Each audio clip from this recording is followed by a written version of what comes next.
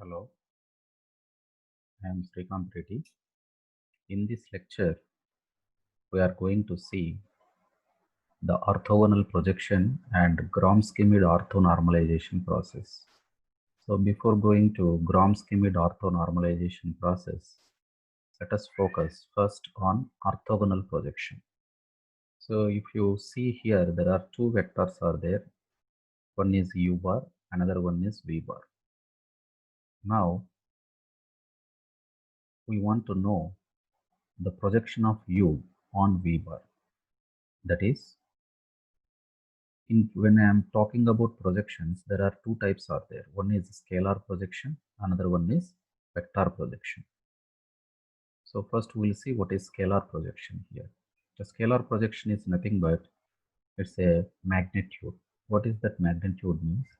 Suppose I am traveling on this vector u bar and I want to know how much I traveled along this v bar when I am traveling along u bar. So for that what I will do is I will take the projection, perpendicular projection of this u bar on v bar, and I will calculate this magnitude. So that is nothing but scalar projection. So how we will calculate that scalar projection is using this formula. So the orthogonal projection of u on v denoted by projection of uv and is computed by using the following rule.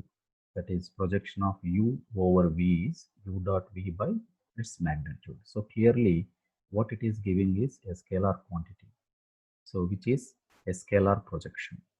Now I want to know the vector projection. That means I want to know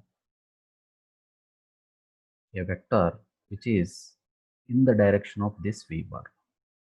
A vector in the direction of this v bar. So that is called the vector projection. So how we will calculate that is very simple. So the vector projection of u on v is the scalar projection multiplied with the magnet multiplied with the unit vector in the direction of v bar. So whole together the formula is this one, u dot v by its magnitude multiplied with unit vector in the direction of v bar. So this gives the vector projection. The first one, this gives the scalar projection, which we will also call it as component of u on v or scalar projection. The second one is called the vector projection. It's very simple. Vector projection means the resultant is a vector. The scalar projection means the resultant is a scalar quantity. We get only the magnitude. And if you want a vector in the direction parallel to v bar, that means you have to multiply that magnitude with a unit vector in the direction of that v bar. So which gives the vector projection.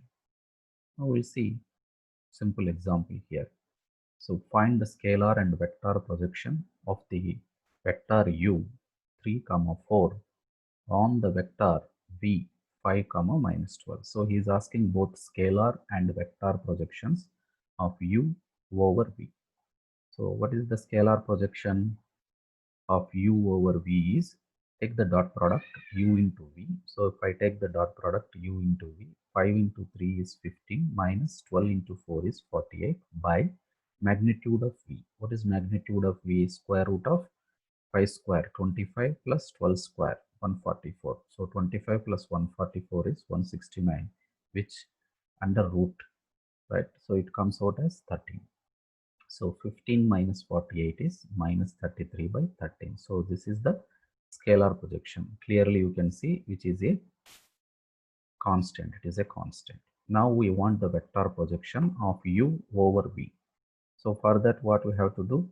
The scalar projection, whatever we got, we have to multiply with a unit vector in the direction of v. So what is the unit vector in the direction of v? That easily you can calculate. That is 5, minus 12 by its magnitude is 13. So if I multiply this scalar with this vector, I am going to get the vector projection. So this is minus 165 by 169. You can take out this 169 outside. So what you will get is minus 165 I bar plus 396 J bar into 1 by 169. So we are writing in the vector notation here in brief. Now we'll see what is meant by Schmidt orthonormalization process. So this process can be viewed as transforming a set of non-orthogonal vectors into a set of n orthogonal vectors. So in the process, we may also want to make all of these vectors of unit length. That is normalizing aspect also. So this we can easily achieve by Schmidt orthonormalization process. So what is this Schmidt orthonormalization process is? In brief, they will supply some set of vectors which are linearly independent vectors. So they are not orthogonal. So first we have to make them as orthogonal. How we will make it as orthogonal is using the concept of this projection. We have to make it as orthogonal like this. Suppose if you look at this one, when I am calculating the projection of u on v, I am going to get this one. And if you look at this vector is perpendicular to the projection of u on v. That is projection of u on v. If I take the vector projection, I will get a vector in the direction of v bar. Then if I calculate this one, this will act as a vector orthogonal to this one. So such type of vectors I have to calculate. So what they will do is they will give you a set of vectors which are linearly independent, and our job is first we have to make them as orthogonal. Once they are orthogonal, then divide those vectors with their norms and using the formula, and finally we have to make it as a orthonormal vectors. So the given linearly independent vectors, in the first step we will make it as orthogonal vectors. Next step we will make it as orthonormal vectors using this process. So the Schmidt orthonormalization process is an algorithm that transforms for each list of linearly independent vectors a corresponding orthonormal set. How it is, we'll see this one. So what is the principle is behind this is the Schmidt process takes a set of k linearly independent vectors and it will build an orthonormal basis that spans the same subspace. That means we will compute the projection of u onto v using our earlier formula.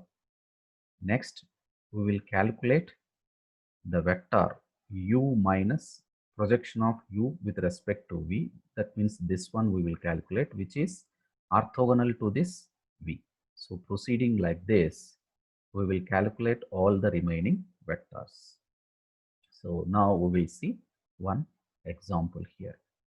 So if you look at here, this one, use the Schmidt process to transform the basis S122 minus 102 001 into an orthonormal basis.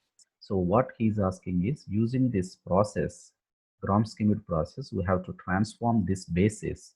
This basis right now, they are just linearly independent vectors. Now we have to make them these linearly independent vectors as orthogonal vectors. Then finally make these vectors as orthonormal set. That is what the requirement.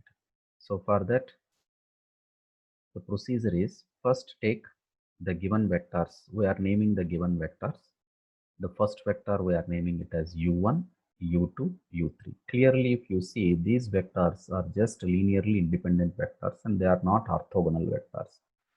We can check that one. So if I take u1 into u2, 1 into minus 1, minus 1, 2 into 0, 0, 2 into 2, 4. So minus 1 plus 4 is 3. Similarly, u2 and u3 we will get 2. Next, u2 and u1.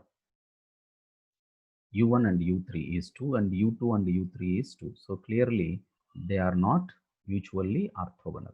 Now we are going to make these vectors as mutually orthogonal by applying the Schmidt process. So what's the process is, first let v1 equals to the first vector u1. Next calculate v2. This v2 must be perpendicular to this v1. So to calculate that, we will use the concept of projection, and the formula is here v2 equals to u2 minus u2 into v1 by v1 into v1 into v1.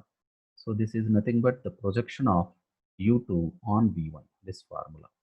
So if you apply that, u2 is minus 102 minus u2 into v1, take the dot product, and take the inner product here, and if you multiply you will get this one. So clearly if you see, these two vectors are orthogonal to each other. So 1 into minus 4 by 3 minus 4 by 3, 2 into minus 2 by 3 minus 4 by 3, that means total is minus 8 by 3, plus 2 into 4 by 3 is plus 8 by 3. So clearly it is 0.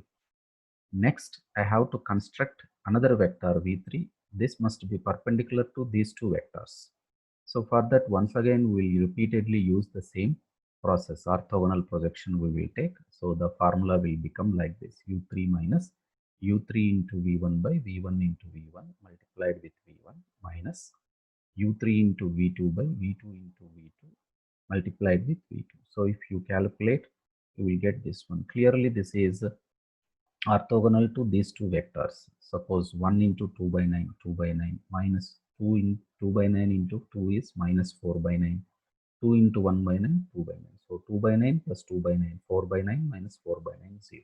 So now we are successful in building orthogonal vectors from the given set of non-orthogonal vectors. They are just linearly independent vectors. So these vectors are mutually orthogonal. Now from these vectors I want to construct orthonormal set.